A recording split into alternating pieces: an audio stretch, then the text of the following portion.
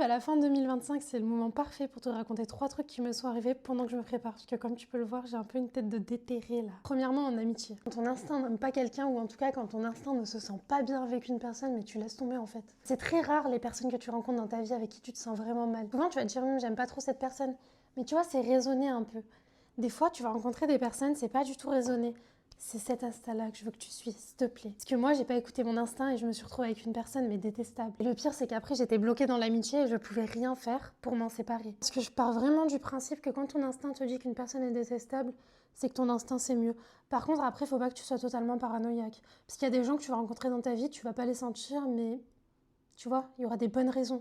Ce sera pas un gut feeling, un truc que tu ressens au fond de toi. Également, quand quelqu'un a un mauvais comportement envers toi, mais ne te mets pas dans la tête, s'il te plaît, que le comportement vient uniquement de toi. Je sais pas si tu vois ce que je veux dire.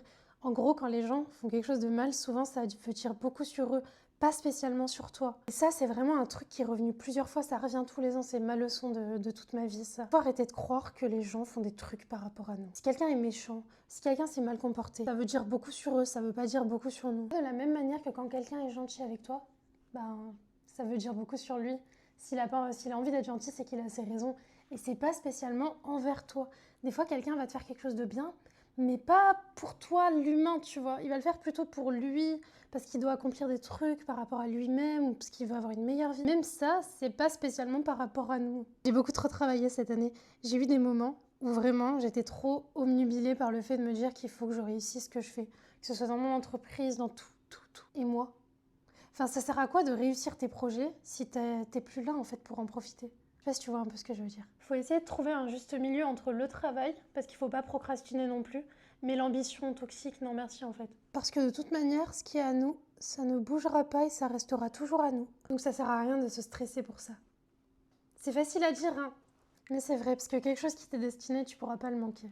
Vraiment. Et quelque chose qui t'est destiné non plus ne pourra pas te manquer. Et que toute la terre entière se mette contre toi, t'auras quand même ce truc. Donc en vrai, ça sert à quoi de stresser? De toute manière, je pense que la semaine prochaine, il n'y aura pas d'épisode de Shine Girl comme c'est la fin de l'année. J'ai trop envie de faire une vidéo dans ce genre.